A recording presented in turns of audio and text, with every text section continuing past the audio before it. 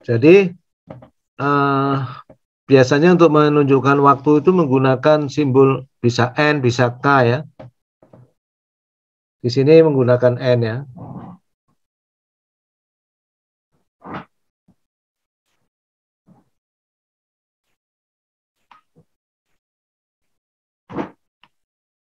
Menggunakan N. N di sini N kecil ini menunjukkan waktu ya.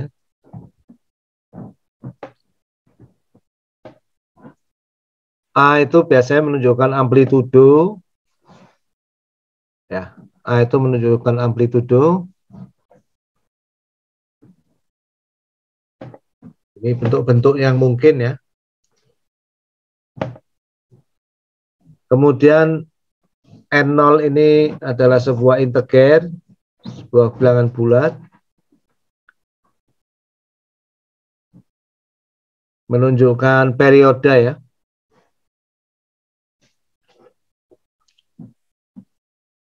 F0 itu adalah resiprokal dari sebuah bilangan bulat. Nah, di sini satu sifat yang sangat penting adalah discrete time sinusoid itu tidak harus periodik. Ya. Nanti Anda amati kenapa nggak harus periodik.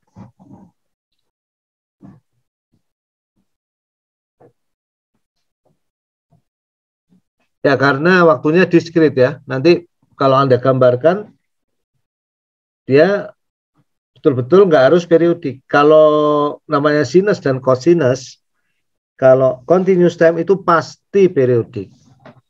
Nah, kalau discrete time jangan kaget. Dia bisa sinus tapi tidak periodik.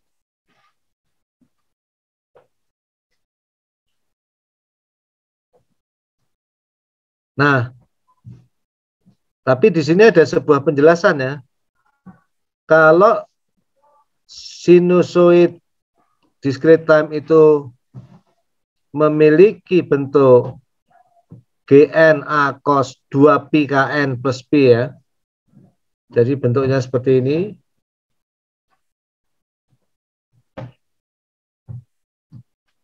Nah, maka supaya dia periodik, K-nya itu harus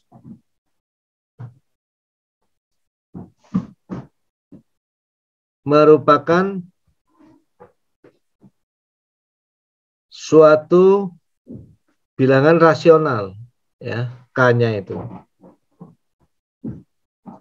Kalau K-nya irasional, misalnya akar 3 atau E ya, atau akar 5, maka dia nggak periodik.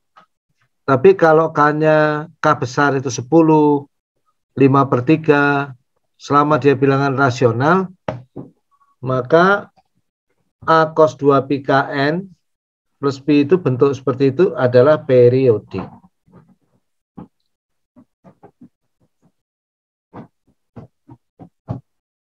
Dan kemudian kalau K-nya itu rasional dalam bentuk P per Q, maka periode fundamental sinusoidanya adalah Q.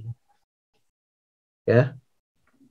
Maksudnya P per Q ini masing-masing integer ya, masing-masing bilangan asli lah ya. Maka periode fundamentalnya itu adalah Q. Bukan Q per P. Nah, ini contoh sinusoida discrete yang periodik.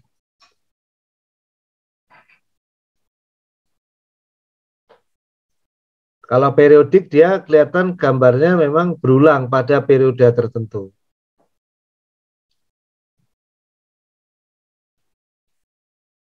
Nah, ini contoh sinusoida yang tidak periodik. Ya, kalau Anda amati kelihatannya polanya mirip ya, tapi tingginya nggak sama pada periode tertentu itu ya. Misalnya batang yang pertama ini, kalau Anda amati di sini pada pola kedua ini ya nggak sama. Ini nggak sama. nggak sama ya. Nah, jadi ini aperiodik. Sinusoida discrete time tidak harus periodik, kecuali bentuknya, untuk yang bentuknya seperti ini, K-nya harus suatu bilangan rasional, K besar. Nah, kemudian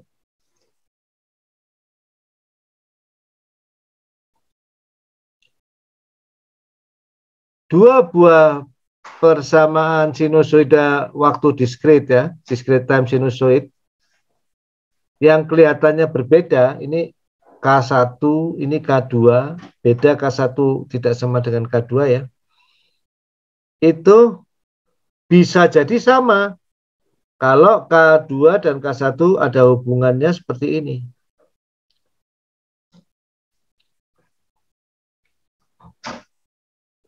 Kenapa? Ya fungsi cos itu kalau sudutnya bertambah 2M kali Pi, ya, di mana M itu integer ya, itu berulang ya, sama persis ya.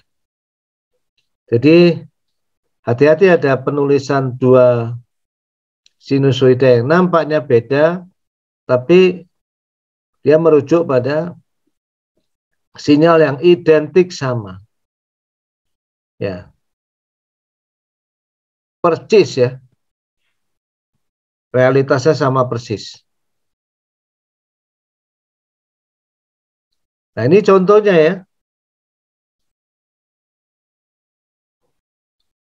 Memang kalau kita gambar garis pembantu kontinunya, ya seolah-olah beda. Tapi kalau kita lihat pada titik-titik 0, N sama dengan 0, 1, 2, dan seterusnya, dua sinyal ini, dua sinyal discrete time ini persis sama. Tidak ada bedanya sama sekali. Identik.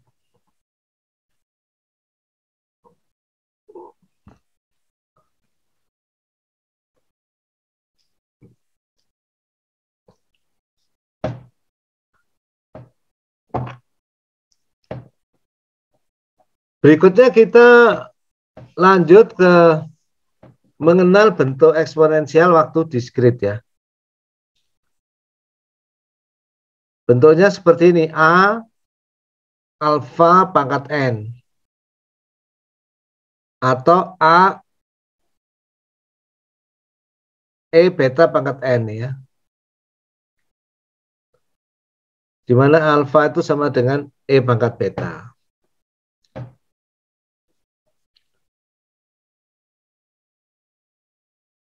Nah, ini adalah bentuk sinyal eksponensial waktu diskrit. Kita amati untuk alfa yang bilangan nyata dulu, real ya. Ini situasinya kalau alfanya antara 0 dan 1, dia turun terus-menerus secara eksponensial. Ini kalau alfa lebih dari 1 ya.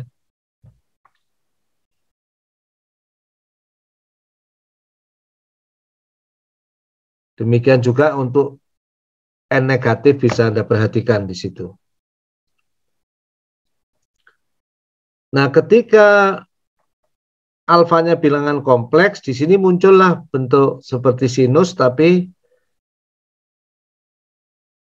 turun naik atau sinus yang turun terus ya, exponentially decreasing, turun secara eksponensial, atau sinus yang naik gitu, tergantung alfanya. Apakah harga mutlak alfanya kurang dari 1 atau harga mutlak alfanya lebih dari 1.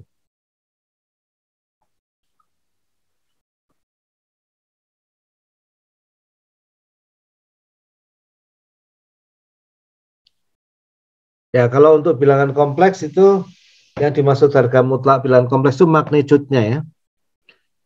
Biasanya bilangan kompleks itu bentuknya adalah dia punya magnitude dan dia punya fasa ya.